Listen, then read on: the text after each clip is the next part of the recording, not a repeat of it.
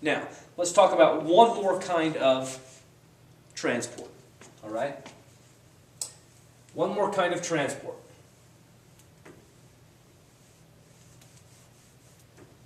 All right.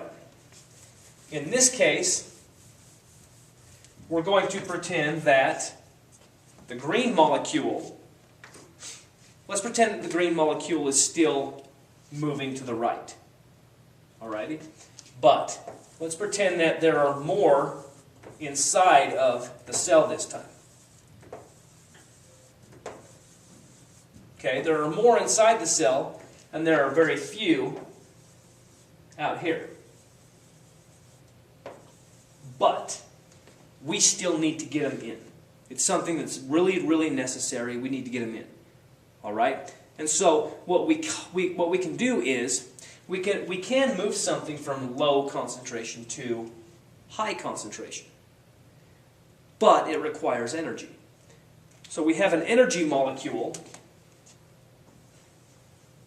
called ATP, right? That's the cell's currency, cell's energy. ATP comes along, and it basically has this protein move the green molecule from low concentration to high. So the difference here, it's called active transport. It's not a passive process, it's active, which means it requires energy. To move something from low to high concentration is an active process, and it requires the input of energy. Okay, it actually has this protein, and the protein will actually change shape. It will let it in, and then it will actually, the energy is absorbed, and it will open up to the inside and move the molecule against its concentration. All right? So we have three types of transport that we talked about. Okay, and there are other ways to get things in and out, but this is all we're going to talk about in this podcast. Passive transport. It has two types: simple diffusion, facilitated diffusion. Simple, remember, it just goes straight through the membrane. Facilitated diffusion, it needs a helper, it needs a protein to fall through, a channel to go through. Active transport needs to move something from low to high concentration, whereas the other two, passive, are going from high to low concentration. So active transport moves from low to high concentration, but it needs energy to move those molecules in the opposite direction.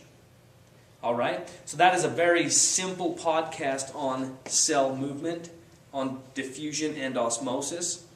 In the lab, we tested this by basically putting things into a membrane and then putting them in water that had a low concentration of sugar, basically, to see if the sugar would move out of the bag and to see if water would move in. Okay, so we tested this in the lab to see if it would work, and it does. Okay? So that's our podcast on diffusion and active transport. All right?